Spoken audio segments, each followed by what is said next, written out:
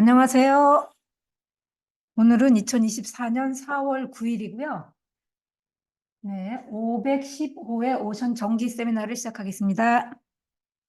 오늘 세미나 논문은 해양 쓰레기가 상업용 새우 양식의 새우어업인데 새우어업에 미치는 경제적 영향이라는 논문입니다. 발제는 제가 하고요. 저 이종수입니다. 제가 하겠습니다. 논문을 먼저 살펴보면 논문이 아니고 논문인가요? 논문도 딴 논문이네. 이 논문이네요. 네. 논문부터 살펴보겠습니다. 네. 상업적 새우업의 해양 쓰레기의 조우라는 건 만났다는 뜻이에요. 해양 쓰레기를 발견했을 때, 해양 쓰레기가 부딪혔을 때 피해를 입는 거에 대한 경제적 영향에 대해서 연구한 논문입니다. 그림하고 테이블 먼저 보면, 네. 이 20명에게 24시간 동안 일일 기록을 부탁을 한 거예요. 그리고 페이를 주고 나서 매달 미시시피 연안에서 새우어업을 하는 조업 기간 6월부터 12월까지 그 기간 동안 매일매일 기록을 하라고 부탁을 했고 페이를 매달 얼마 이렇게 주고 기록을 하라고 했어요. 그랬을 때 기록을 얼마나 했는지를 보여주는 기록인데요. 8월, 9월, 10월에 보면 8월이 제일 높죠. 퍼센테이지입니다. 오른쪽은. 81건, 78건, 77건 뭐 이런 식으로 기록을 해서 전부 393건의 기록을 수집을 했습니다. 참여 인원은 20명이었는데 3명이 중도에 포기를 해서 17명이 기록을 해줬습니다. 주가 헨콕 카운티, 해리슨 카운티, 잭슨 카운티 이렇게 있는데 이 카운티는 우리나라의 군, 이 정도로 생각하시면 되고요. 보면은 헨콕에서는 34%가, 해리슨에서는 31%, 잭슨에서는 35%가 기록을 해줬고 요거를 이 어구별로 기록하면 스키머넷이라고 나중에 제가 사진을 넣어놨는데 스키머넷은 34%, 주별로 이렇게 이 숫자를 같이 크로스해서 보시면 됩니다. 해리슨 7%, 잭슨 카운티 24%. 오토 트롤레이션이라는 것도 나중에 그림을 보시면 알겠지만 헨콕이 0%, 해리슨에서는 24%, 잭슨에서는 4% 기록을 해줬습니다. 기타 어구는 잭슨에서만 7%가 기록을 해줬습니다. 요거는 매일 해양 쓰레기를 조우한 것에 대한 기록인데요. 여기 보면 어구별로 기록을 했죠. 6월부터 12월까지. 뭘 가장 많이 조우했냐면 어망과 통발을 가장 많이 조우했습니다. 그것이 23.4%였고 나머지는 다 굉장히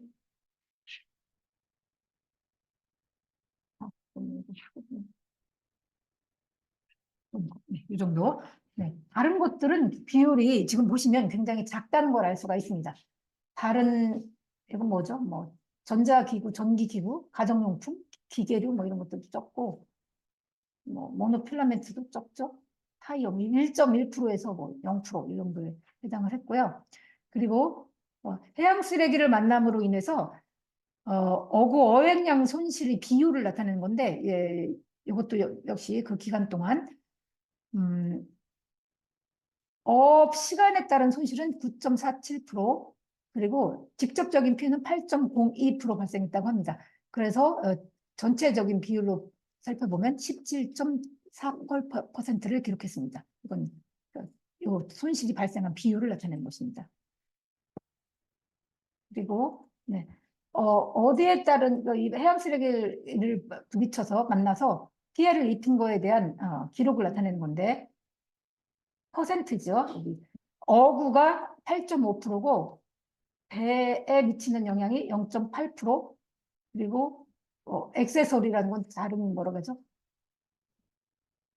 부품? 뭐 이런 데에 미치는 영향은 1.8%였습니다. 그래서 어구에 미치는 영향, 어망 같은 데 미치는 영향이 가장 컸다고 할 수가 있고요. 요거는 이 논문에서 사용한 IMPLAN, 임플랜이라는 그게 선형 회기라고 이해하시면 되게 아니죠. 그거는 OSL이고 요거는 미국에서 그 섹터별로 피해액을 계산하는 소프트웨어가 따로 있더라고요. 그 코드도 따로 있어서 여기에 집어넣기만 하면 피해액이 자동으로 나오는. 그래서 이거는 미국에서 특별화된 주 정부 산업당 피해액이 얼마나 발생하는지, 그리고 그 직접적인 피해도 발생을 하지만 일자리 감소, 그다음에 거기에 노동력의 임금 감소, 그다음에 에디드 밸류라고 해서 서비스에 따르는 부가가치 감소, 그리고 전체적인 판매액 감소, 이런 것들이 다 계산해주는 소프트웨어가 있어요. 그 소프트웨어에 대한 감소를 나타내 주는 건데, 직접적인 영향으로는 일자리가 29개가 사라졌고 임금은 73만 불 사라졌습니다. 이걸 한화로 계산하면 1 밀리언이 10억 정도 되니까, 지금 1,300원의 통화를 계산을 하면은 이것이 1 밀리언 정도 되고 10억 정도가 사라졌다고 할 수 있고, 부가가치는 이 정도 2.5 밀리언입니다. 그러면 30억 정도 되죠. 그리고 세일즈에서 감소한 것은 26억이니까 역시 한 30억 정도가 감소했다고. 직접적인 피해가 30억 정도, 30억 원입니다. 2.6 밀리언이니까 우리나라 하나로 계산하겠습니다. 30억 정도가 발생했다고 할 수가 있고요. 간접적인 영향으로는 뭐 일자리는 감소하지 않았지만 임금은 25만 불, 그러니까 300만 원 이 정도 감소했고, 서비스에서는 600만 원이죠. 600만 원 정도 감소했나요? 6천 원. 6천만 원이에요? 6천만 원이에요? 6천만 원이네. 6천만 원 정도 감소했고, 판매액에서의 감소는 이 정도. 그다음에 간접적인 영향으로는 일자리는 4개 감소했고, 임금으로는 14만 불. 그다음에 부가가치 감소를 계산하면 28만 불, 세일즈의 감소는 52만 불. 전체적인 것만 살펴보면 일자리는 33개가 감소했고, 임금에서는 거의 0.9 밀리언이니까 10만 불. 이건 얼마예요? 14? 네, 이 정도 되고요. 그리고 네, 부가가치 감소액을 보면 이 정도 되고, 전체적인 영향은 3.2 밀리언 정도가 발생을 했습니다. 이거는 경제적인 손실이라고 할 수가 있습니다. 여기까지가 끝이고요. 어펜딕스까지 보고 가겠습니다. 여기 질문들이 다 나와 있는데 24시간 조업한 날짜를 기록하게 돼 있어요. 몇 월 며칠에 조업을 했느냐, 그리고 몇 번 어망을 끌었느냐, 그리고 한 번 끌었을 때 얼마나 걸렸느냐, 2시간 끌었느냐, 뭐, 어망을 쭉 끌고 갈 거 아니에요, 새우를 잡기 위해. 걸린 시간, 그리고 얼마만큼의 새우를 잡았는지, 노출입 캐치는 뭐, 피해를 입지 않은 새우 그 양이 얼마인지, 그리고 해양 쓰레기는 얼마만큼이었는지, 25%보다 작았다, 25에서 50% 이상이었다. 이게 걸린 쓰레기 양이네요. 코트니까. 그다음에 여기 보면은 해양 쓰레기 영향이 상업적 이 새우 어업에 미치는 영향이 아주 치명적이다. 월드 스트릭, 레스트 스트릭, 베타비는 아주 치명적이다 했거든요. 좀 더 치명적이다 이래야 되나요? 별로 그렇진 않다. 별 영향이 없다. 뭐 이렇게 해야 되나요? 그리고 어디에 영향을 미치는지 보면 네, 해양 쓰레기 걸린 해양 쓰레기가 무엇인지를 살펴보면 통발 어망이었다. 뭐 아까 보신 대로 어플라이언스 있으니까 가정에서 쓰는 가전제품, 기계류, 메탈 컨테이너, 금속통, 드럼통 뭐 이런 걸 얘기하겠죠. 타이어, 플라스틱 컨테이너 뭐 이런 식으로 분류를 해서 네, 몇 %였는지까지 이렇게 기록을 하게 돼 있었습니다. 네, 어떤 어부에 영향을 미쳤는지도 이렇게 퍼센트별로 기록하게 돼 있었고요. 시간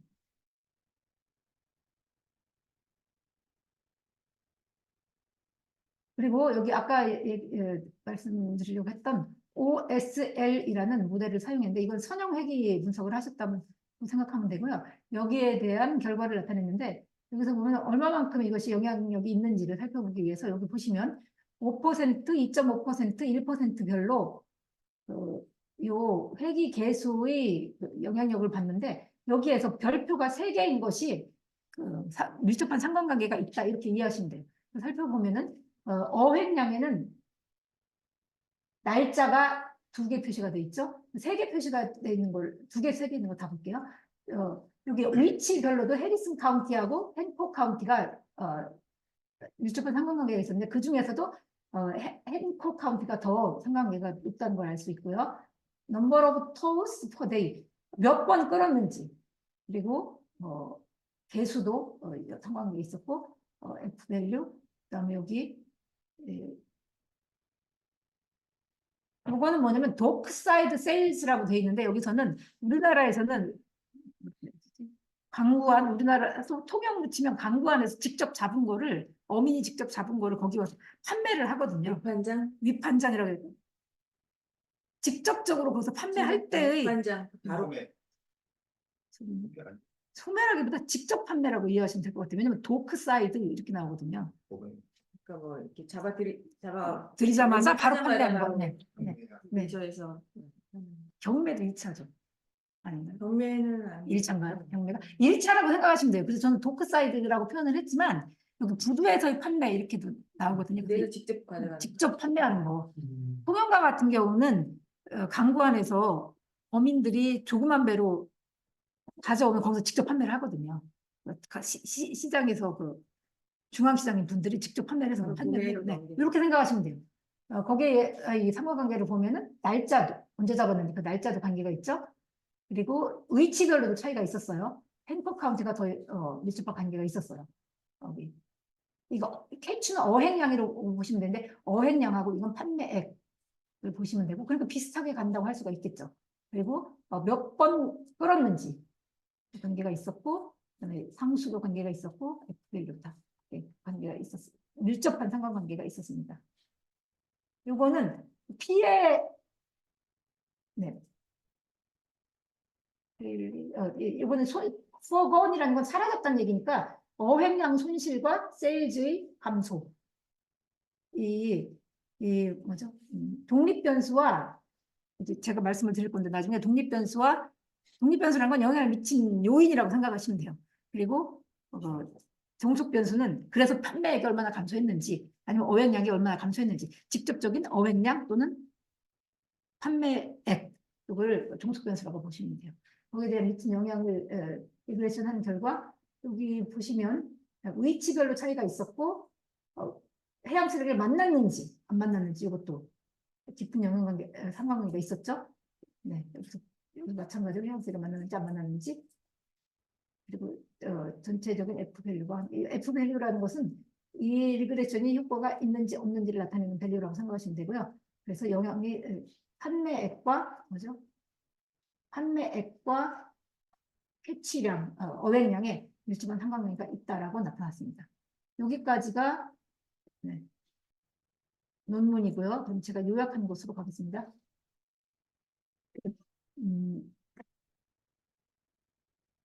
장수는 좀 있지만 사실 뭐 글씨가 크고 요약한 내용은 뭐 그렇게 길진 않아요. 상업적 새우 산업은 많은 스트레스 요인에 노출되어 있지만 화면이 지금 네. 화면이 이렇게 나오거든요. 중앙에다가 커서를 둬야 될 것 같아요. 이걸요? 지금은요?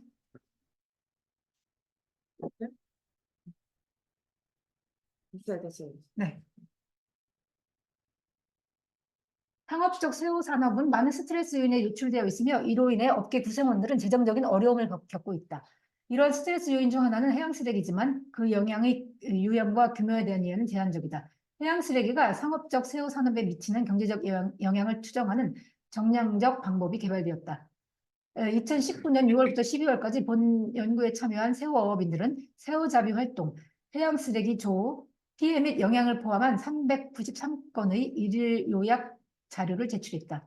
해양 쓰레기 조우로 인한 영향은 일일 어업 자산에 대한 피해, 일일 어업 시간 손실, 일일 손실 어획량 비율, 일일 어획량 손실에 대한 보고를 통해서 평가되었다. 이것들을 그 기록에 다 기록하게 돼 있었으니까 그걸 보고 평가했다 이 말이고요. 이 연구 결과에 따르면 해양 쓰레기 조우로 인한 상업용 새우잡이 어업에 상당한 부정적인 경제적 영향이 있는 것으로 나타났다. 어획된 새우의 약 17%가 해양 쓰레기의 조로 손실되었고 그 결과 매출과 일자리 손실이 320만 달러에 달했다. 또한 새우잡이 및 관련 어업에서 33개의 일자리가 사라졌다라고 되어 있습니다. 320만. 맞는지 갑자기 헷갈리네. 이거는 32밀리언? 3.2밀리언이었습니다. 33억, 35억 뭐 있습니다. 35억 됩니다.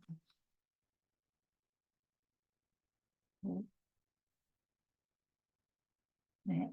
그 인트로덕션에 보면은 이 미시시피주에서 조사를 했는데 미시시피주의 상업적 새우어업에 대한 상업적 어업에 대해서 그리고 새우 산업에 대해서 요약을 했는데요. 미시시피에서 상업적인 어업에 의한 경제적 효과는 8,300만 달러의 경제적 효과를 창출하고 일자리는 1,430개라고 합니다. 새우 수확에만 20만 달러의 매출과 358개의 일자리가 창출되고 있고요. 새우 산업은 허리케인, 담수 전환, 해조류 번성, 기후변화, 노령화, 무역전쟁, 글로벌 팬데믹 등으로 스트레스를 겪고 있다고 합니다. 그렇지만 해양 쓰레기로 인한 스트레스는 거의 논의되지 않고 있다고 하고 최근에 연구가 몇 편 되고 있었습니다. 2018년 미시시피 상업적 새우잡이 업무를 대상으로 한 예비조사에서 98%가 조업종 해양 쓰레기를 마주쳤다고 답변을 했고 마주쳤다는 말은 나중에 조업 또는 조우 또는 MDE. MDE라는 건 Marine Debris Encounter. 똑같은 단어입니다. 마주쳤다고 답변을 했고요. 85%는 자주 마주친다고 답변을 했습니다. 가장 많이 마주치는 쓰레기는 조우한 쓰레기는 개통발이었습니다. 해양 쓰레기 발생 빈도, 유형, 그리고 이들이 지역의 상업적 새우 산업에 미치는 영향은 아직 제대로 평가되지 않았고 그래서 이 연구를 하게 되었습니다. 지역적 일치를 살펴보면 여기가 뭐라고 나와요? 엘라베마주인가요? 여기가 미시시피 주입니다. 그러네 여기 엘라베마, 미시시피, 루이지아나 주인데 요 지역에서 연구를 했습니다. 이거는 다른 밑에 있는 연구 지도를 거기에는 이렇게 나오더라고요. 조금 더 확대시켜 보면 여기에서 연구를 하셨다고 보시면 됩니다. 그리고 동일한 지역에서 새우업에 대한 해양 쓰레기 연구가 이렇게 나와 있습니다. 똑같은 저자가 세 편의 연구를 했는데 제목만 보셔도 알 수 있습니다. Distribution and Direct Impact of Marine Debris on Commercial Shrimping Industry, 미시시피 사운드. 그러니까 미시시피 사운드예요. 여기 제목도 보면은 마찬가지 커머셜 슈림퍼에 대한 이 개통발을 치우는 프로그램 이걸 했다고 나오고요. 이것도 여기 새우 산업에 미치는 영향을 연구를 한 논문이 최근 논문과 이렇게 세 편이 나와 있었습니다. 제가 자세히 살펴보지는 못했습니다. 연구의 참여에 대한 요약을 해보면 20명의 어업인을 모집을 했는데 3명이 떨어져 나가서 17명의 기록을 지속적으로 해줬고요. 그리고 매달 370달러를 지급받았다고 합니다. 약 50만 원이 약간 못 미치는 돈을 받고 6월부터 12월까지 새우잡이 기간 동안 기록을 해줬습니다. 2019년에 기록을 해줬고요. 가장 최근, 그러니까 1일 기록을 하셨다고 됩니다. 어업활동, 해양쓰레기, 조우한 해양쓰레기 유형과 영향에 대해서 1일 요약서를 기록을 해줬습니다. 그리고 이 연구자들에 대해서는 연구의 의도, 참여한 분을 상대로 연구의 의도, 데이터 수집 방법, 일관된 데이터 수집의 중요성에 대해서 트레이닝을 해줬습니다. 이게 중요한 것이 기록에 영향을 미치기 때문에 신뢰성에 영향을 미치기 때문입니다. 경제 모델을 여기에서 만들었는데 그것이 뭐에 바탕을 했냐면 1차적인 손실은 해양쓰레기 조우, MDE라고 표현하면 해양쓰레기 조우입니다. MDE로 인한 새우 어획량 감소를 1차적인 손실로 보고 2차는 MDE로 인해서 어업을 할 수 있는 시간이 손실될 거 아니에요. 거기에 따른 어획량 감소 이것을 가지고 손실을 평가를 했습니다. 그래서 1차적인 손실을 평가를 했는데 이걸 어떻게 했냐면 이거 곱하기만 잘 따라가 보시면 이해를 할 수 있는 게 1일 어획량, 하루에 한 보트가 잡는 양, 킬로그램하고 어획 손실률이 있을 거 아니에요. 해양 쓰레기에 대한 손실률, 여기 MD 이론이니까 해양 쓰레기를 조우함으로써 발생하는 손실률을 여기에 곱하고 거기에 가격을 곱하면 최종적으로 가격이 산출된다고 하는데 이 도크 사이즈라는 거 아까 설명드린 직접 판매하는 비용입니다. 그것이 킬로그램당 5불 정도 됐다고 합니다. 이것을 곱하면 손실액이 계산이 최종적으로 가격까지 계산이 되겠죠. 그리고 2차적으로는 시간에 따른 손실, 이것을 계산을 했는데 하루에 손실되는 시간하고 어획량을 곱해서 거기에 가격을 곱하면 이렇게 똑같은 가격을 곱하면 시간 손실에 따른 손실액이 계산이 됩니다. 그래서 1차적인 손실과 2차적인 손실을 계산을 하면 총 손실액이 계산을 하겠죠. 그래서 미시시피의 새우 어획량의 직접적인 손실을 계산을 하면 이를 어획량 손실률에 그리고 이 시간에 따른 손실률에 여기 어획량 가치를 계산을 하면 피해액이 산출된다고 볼 수가 있습니다. 통계 분석을 실시를 했는데 여기서 선박의 특성, 조업 노력, 해양 쓰레기를 조업했는지 안 했는지, 그리고 영향, 새우 어획량 감소, 조업 시간 손실과 조업과 관련된 어획량의 손실을 선박의 위치도 여기에 고려한 요인이라고 보시면 됩니다. 이거와 새우 어구의 위험 면력 비교와 관련된 어획량 손실 여기에 따른 것을 위치와 어구별로 통계 분석을 실시했다 이렇게 보시면 됩니다. 그리고 카이 제곱 테스트를 해서 해양 쓰레기 조와 어업 자산의 손실을 비교를 했고 어너버 테스트하고 이거는 평균 비교라고 보시면 되고요. 선박의 특성과 조업 노력별로 이 손실액들이 차이가 있는지 없는지를 평균 비교를 했다 이렇게 보시면 됩니다. 그리고 오디너리 리스트 스퀘어 OLS 리그레션 어널리시스라고 되어 있는데 이거는 뭐라고 하죠? 최소자승법으로 비교한 선형회귀, 그냥 우리가 일반적으로 얘기하는 선형회귀라고 이해하시면 됩니다. 독립변수로 잡은 것은 새우잡이 날짜, 보트 크기, 선박의 크기, 이 선박별 카운트별 위치, 선박의 카운트별 위치, 그러니까 이게 잭슨 카운티였느냐, 뭐 해리슨 카운티였느냐, 이렇게 이것들을 명목 변수로 보고 나머지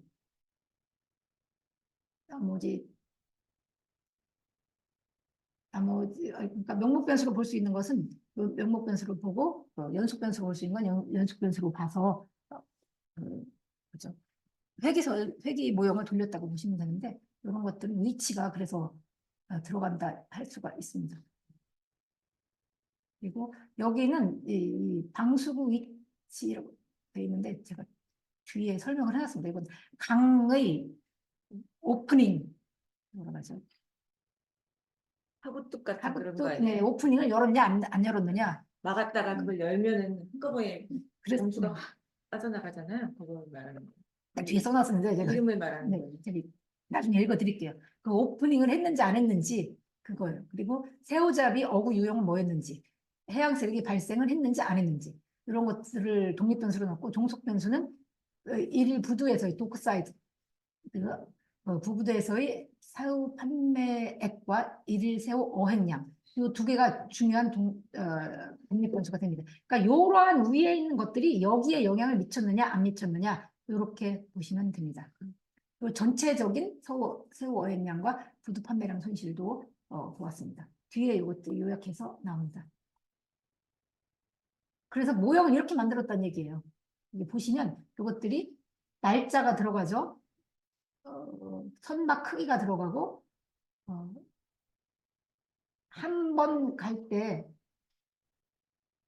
얼마나 걸렸는지 날짜가 얼마나 걸렸는지 그리고 하루에 몇 번 끓었는지 그리고 끓은 시간이 얼마나 걸렸는지 여기 이 오프닝 뚝을 얼마나 개방을 했는지 안 했는지 여기 보시면 아까 이 변수 설명이라는 게 이거는 뭐 개방을 했으면 1, 개방을 안 했으면 0 이렇게 났다는 얘기예요. 이것도 위치는 카운티별로 1, 2, 3 이렇게 났다는 얘기고 그다음에 해양새를 만났는지 안 만났는지 안 만났으면 1 이런 식으로 났다는 얘기예요.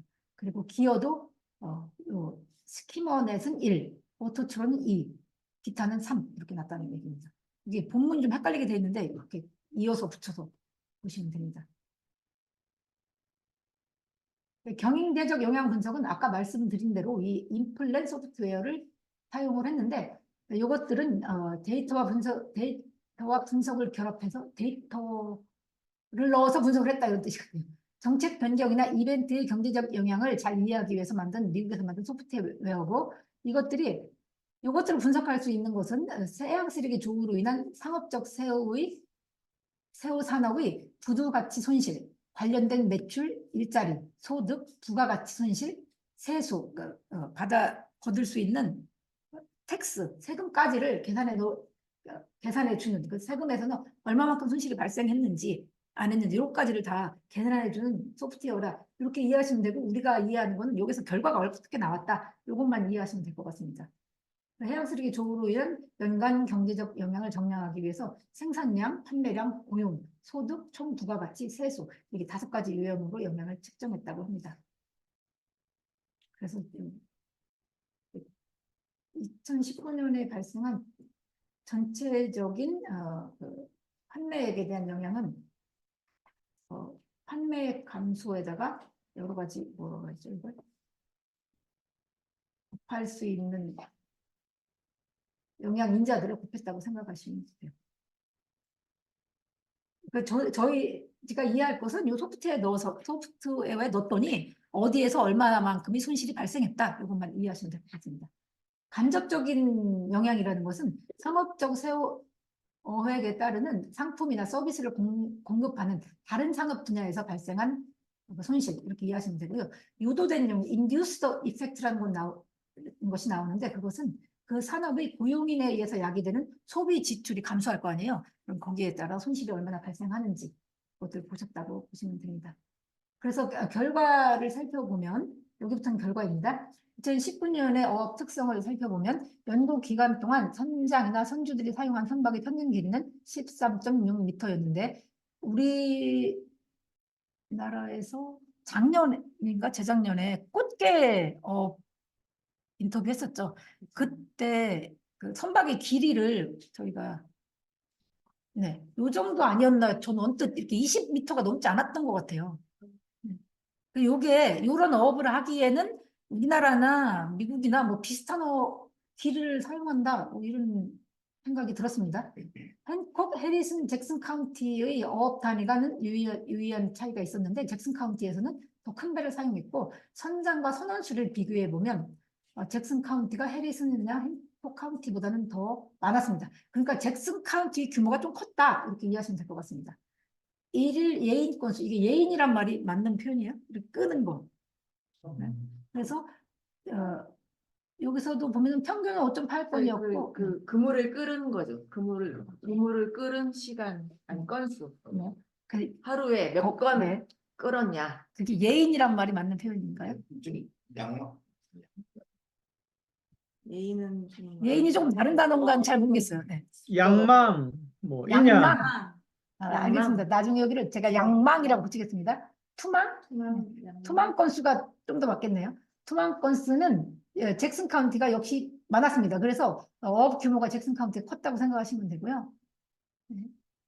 시간은 해리슨 카운티가 더 길었네요.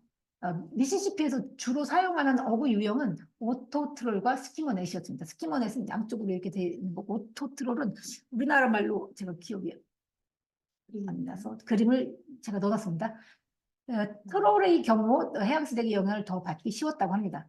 그리고 해리슨 카운티는 스키머넷을 주로 사용했고 잭슨과 행포 카운티에서는 2가지를 다 사용했다고 합니다.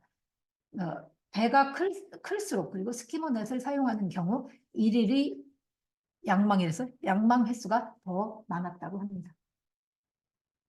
일일 새우 어획량과 부두에서의 판매량 이것을 살펴보면 이 선형회계의 독립변수가 일일 부두 판매를 설명하는 퍼센트는 23%였습니다. 그닥 크게 보이진 않고요.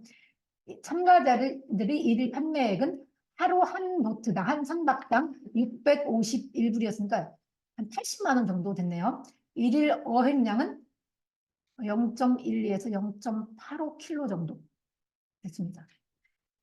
그리고 판매액은 0.58에서 3.86 달러니까 크지 않았어요. 근데 지금 새우 가격이 싸더라고요. 보니까. 1kg당 18,000원 뭐 이 정도로 나오거든요. 그러니까 저것도 가격이 가격이 그렇다 일단 네, 비싸지는 높지 않았어요. 선박의 크기는 판매액과 양의 판매액과 양은 선박의 크기가 판매액과 양 이 두 가지의 양의 상관관계를 보였는데 유의미하지는 않았다고 합니다. 근데 그 위치별로는 어획량과 판매액에 유의미한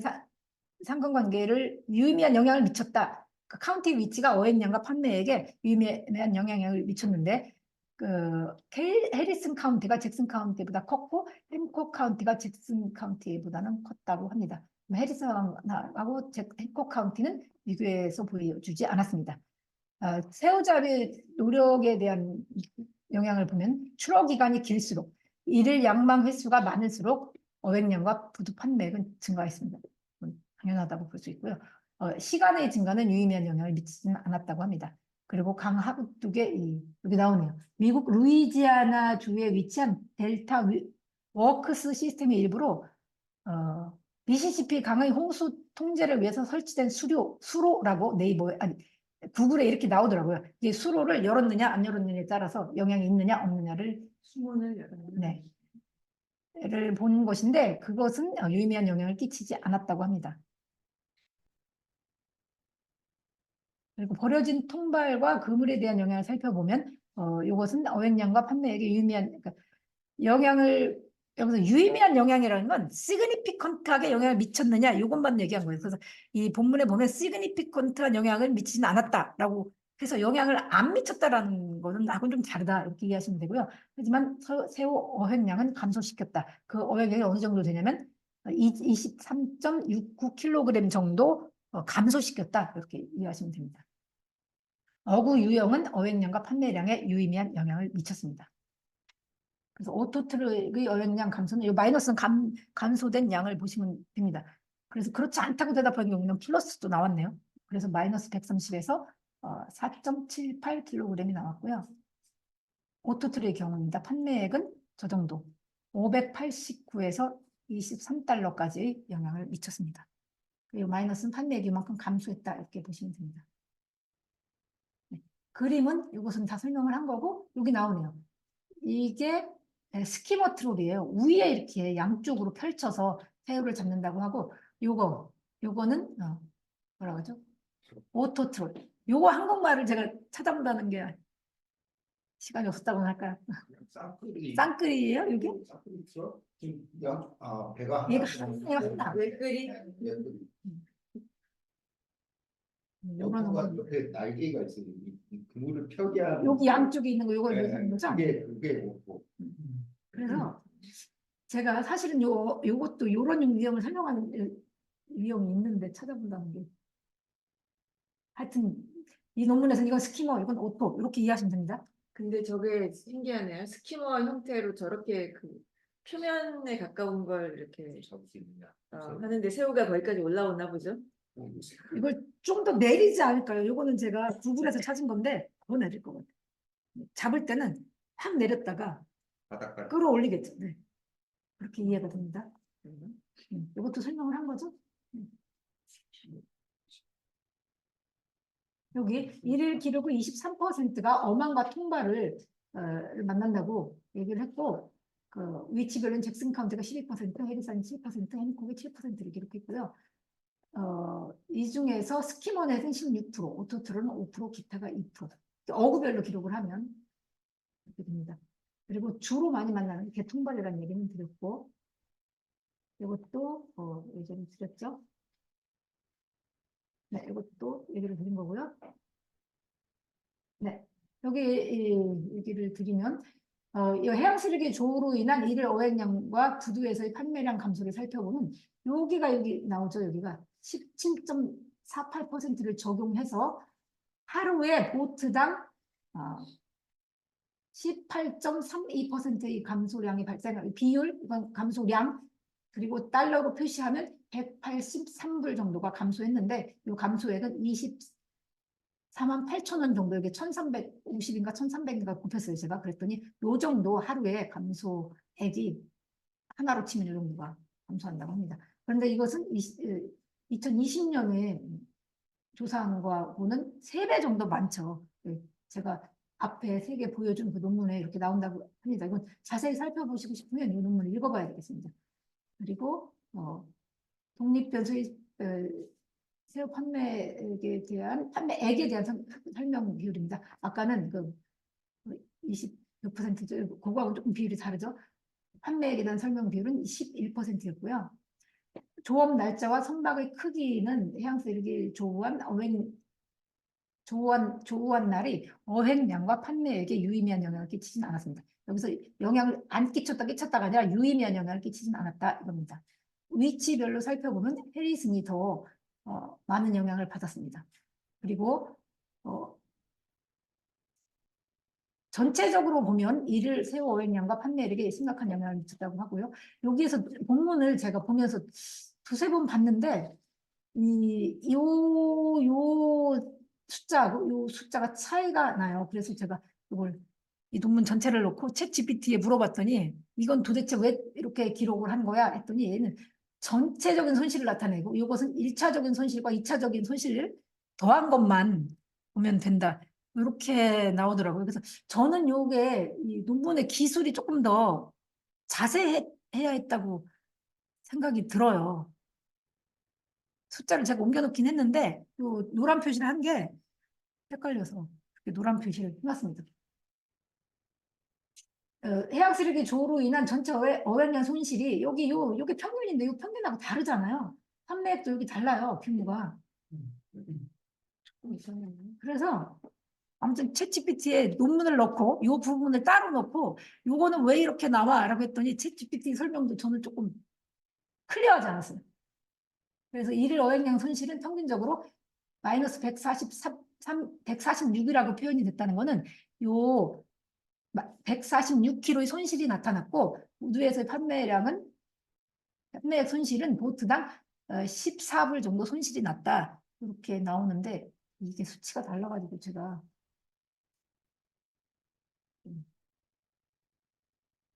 저도 클리어하게 이해를 못했습니다. 사실은. 이거는 미시시피 경제에 미치는 영향을 해양쓰레기를 만남으로 인해서 미시시피 새우 산업에 미치는 영향을 살펴보면 2019년에 미시시피 전체 새우 판매액은 15.13 밀리언이었다고 합니다. 이것을 하나로 계산하면 200억 원 되고요. 1차 손실액을 아까 여기 요거 있죠. 이 퍼센트를 반영을 하면 죄송합니다. 이게 숫자가 이렇게 두 개가 퍼센트가 바뀐 거죠. 여기 네, 바뀌었어요. 바뀌었어요.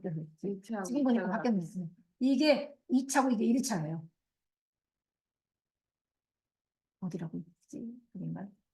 아니고 네.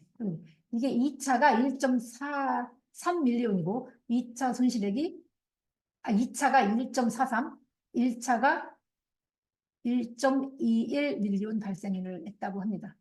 그럼 얘는 15억 정도 되고 얘는 14억, 13억 뭐 아무튼 1.2는 12억보다 넘어요. 환율이 1,300원 정도 되니까.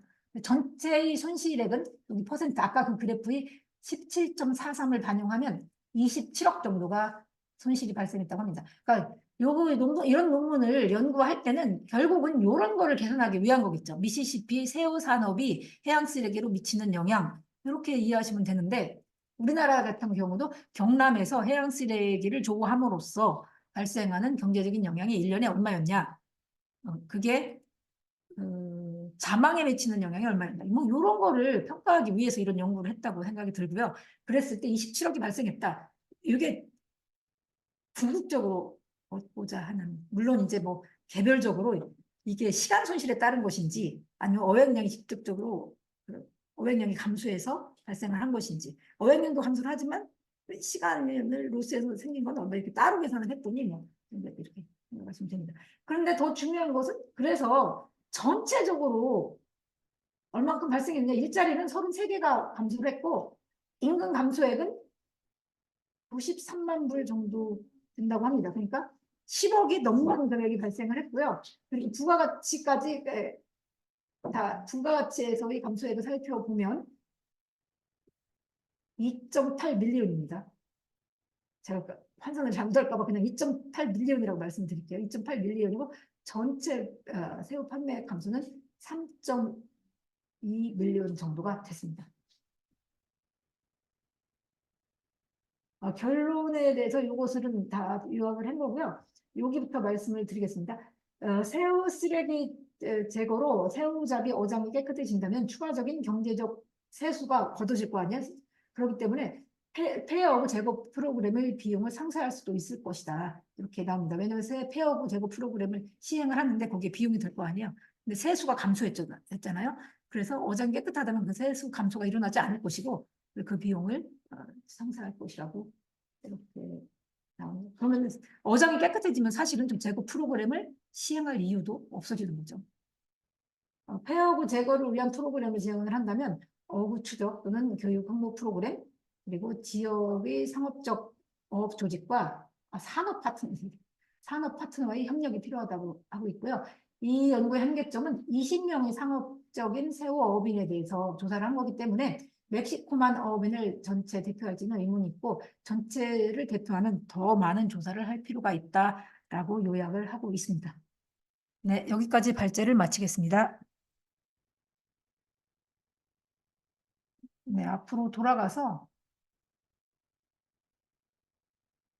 질문이나 의견을 받겠습니다. 이거 되게 12분이네. 접근이 나쁘진 않았는데 조금 모호한 면이 있었어요. 질문이 하나 있는데요. 네. 가까이 와서 해야 돼. 이리 오세요.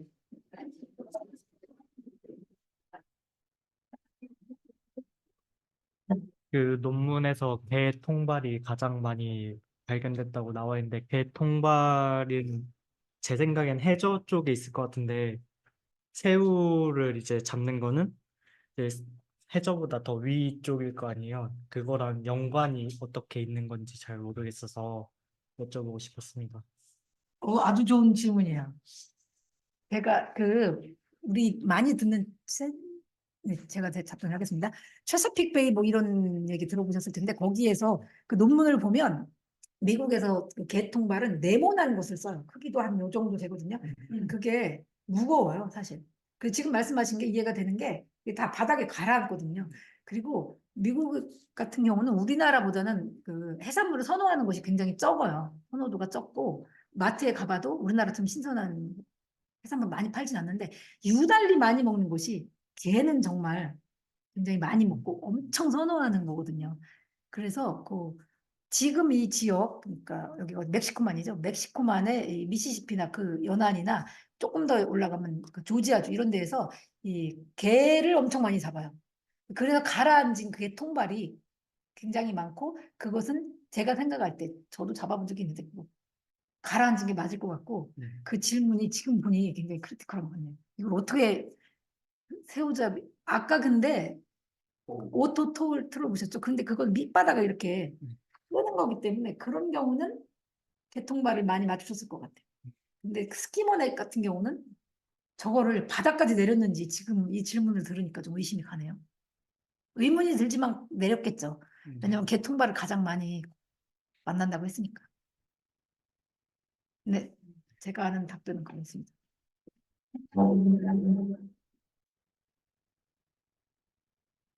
또 질문. 네, 좀 질문. 네. 그 PPT 11페이지 보셨는데요.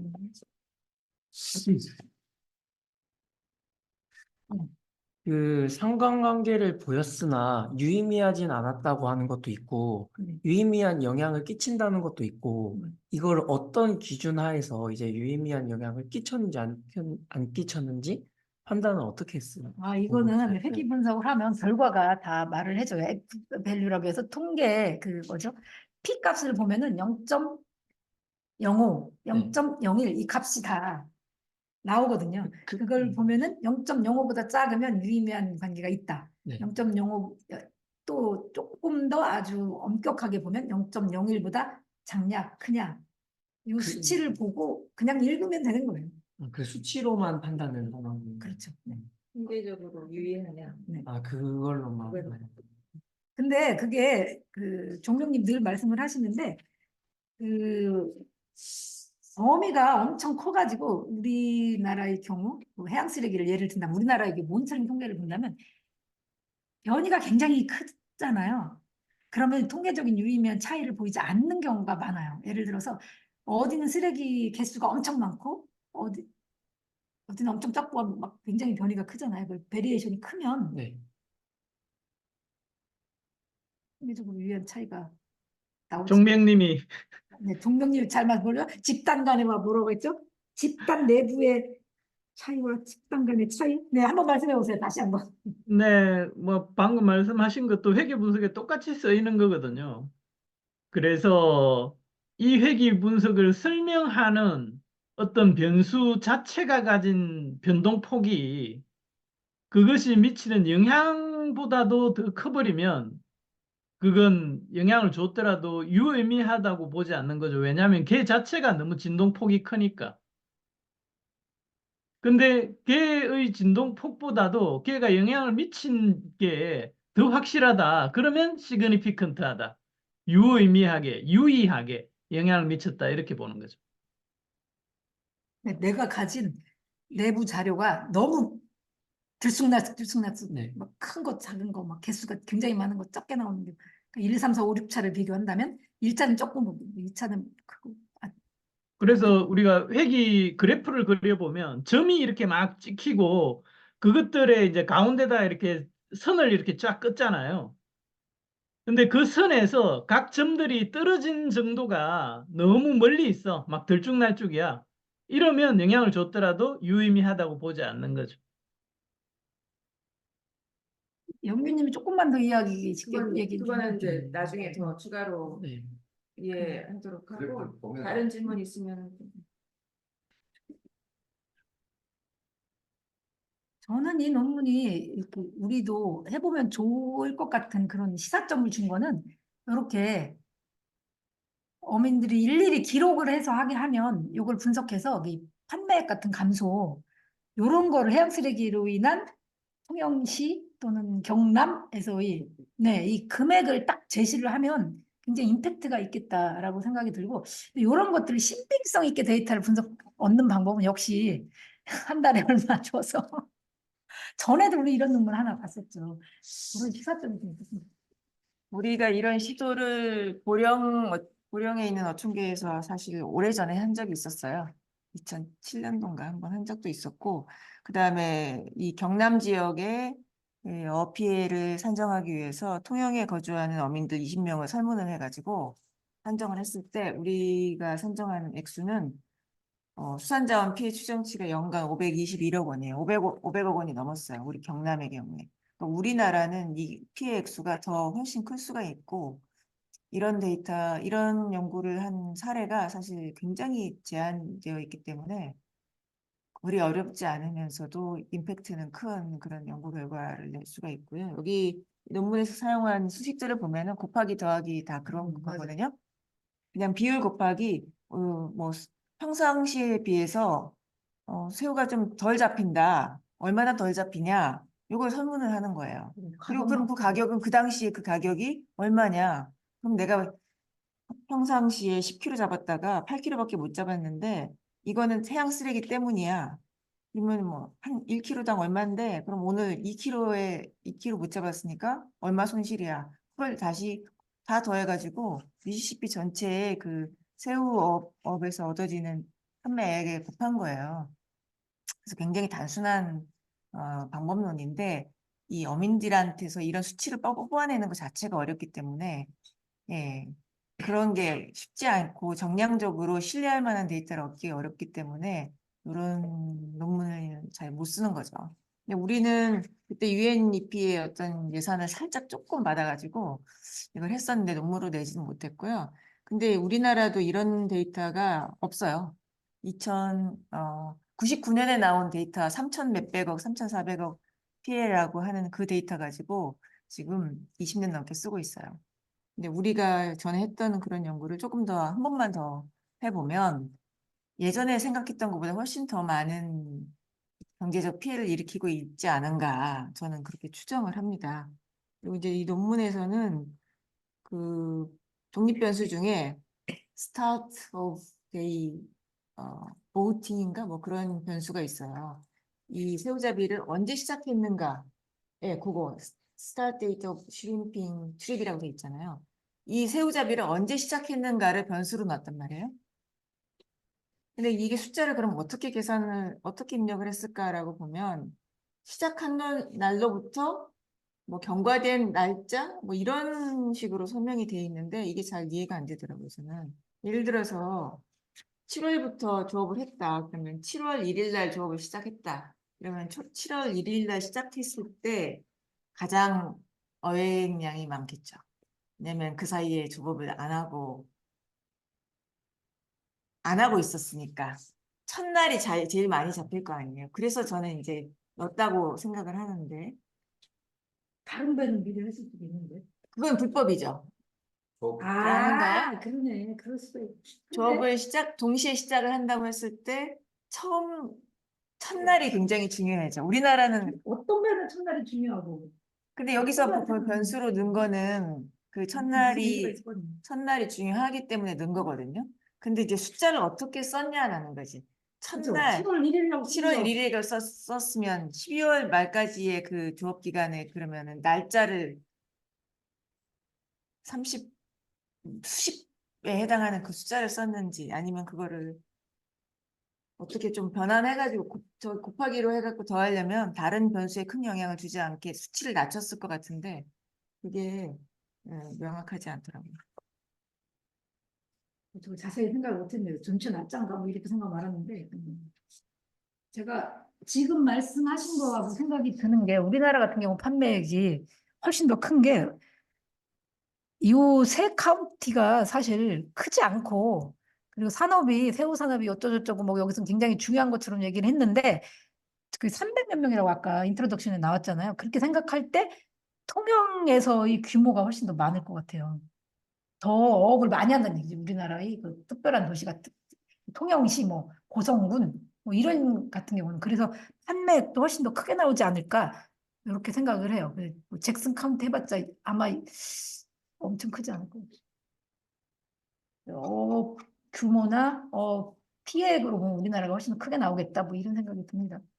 또 다양한 걸 많이 잡고 하기 때문에 근해업도 많이 발달을 했고 미국에 엄청난 영향을 미치려면 저기 알래스카 가서 연어 이 정도 되면 또 그럴 수도 있겠어요. 군체 새우 조업에 대한 그 선박 척수가 있는 거. 총 그러니까 그 새우 잡이 하는 배 척수 석수는 하나 안 나왔던 것 같아요. 제가 놓치고 안 넣었을 수도 있는데 못 본 것 같아요. 인원은 나오죠 여기에. 일자리가 358개였네요. 이게 지금 조사한 게 20몇 척이잖아요. 20명. 20명이니까 20척이라고 봐도 되겠네. 20척으로 가야 되죠. 17개. 실질적으로 더 많은 척수가 있을 것 같은데 훨씬 더 많겠죠 아무래도. 옛날 그 포레스트 검프에서 영화에 나오는 새우잡이 배들이 다 태풍 때문에 다뭐 조업을 할 수 없는 상황이 되니까 포레스트 검프 그 배만 엄청나게 이렇게 수확을 하게 되고 부자가 되거든요. 네. 그러니까 여기서도 약간 전체 척수에 대해서 20척이라 그러면 그 20척이 몇 퍼센트에 해당하는지 이게 없다 보니까 그렇죠. 전체적으로 알 수가 없지. 뭐 좀 통계적으로 아무튼 그렇다 그런 느낌이 좀 그럼 저도 못 본 것 같은데 그 숫자는? 논문에는 안 나왔던 것 같아요. 근데 여기 논문이 3개 나와서 제가 이거 조금만 더 봤더라면 시간이 있어서 봤을 때 사실 못 봤어요. 이게 이제 논문 나오는데 이게 여기 미시시피에서 이 연구한 논문이기 때문에 요거를 읽어보면 이 세 편 중에 하나는 나올 것 같아요.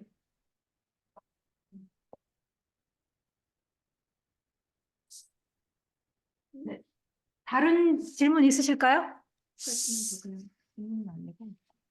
제가 그 인플란이라고 여기서 사용한 소프트웨어를 챗GPT한테 물어보니까 미국은 사실 경제적인 편익 분석에서 굉장히 이 앞선 국가잖아요. 어떻게든 경제적으로 편익이 있어야지만 그 다음 단계로 뭔가를 하고 진행하는 나라이기 때문에 이 부분에 있어서 수요가 되게 많은 것 같은데 임플란이라는 소프트웨어가 70년대에 산림청에서 미국 산림청에서 처음 개발한 건데요.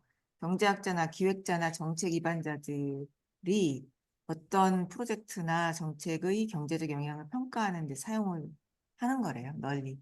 그러니까 그 중에서도 이제 우리는 이 논문은 새우잡이 부분만 딱 넣었는데 그런 부분까지도 데이터가 이미 다 그 배경으로 들어가 있다는 걸 의미하는 거죠. 그 우리나라는 모르겠어요. 어떤 게 있는지.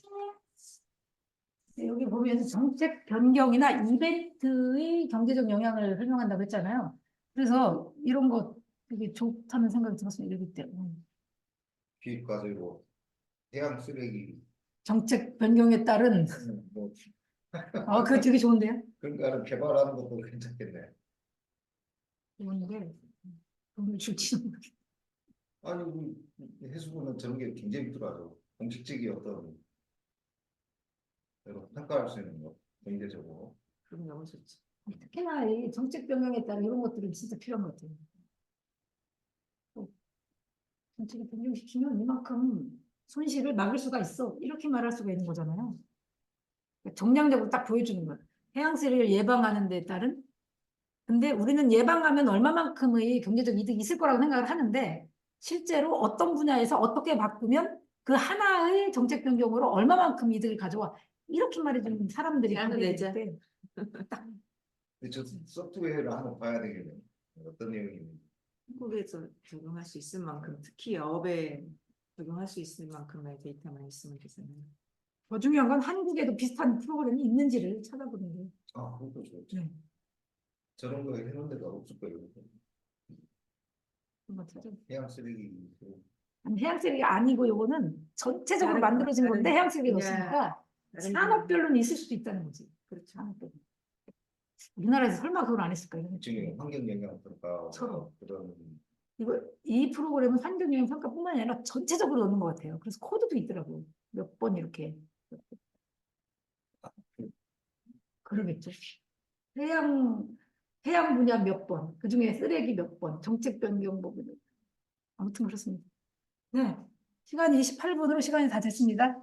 더 이상 질문 없으면 오늘 세미나를 마치도록 하겠습니다. 네, 참여해 주셔서 감사합니다.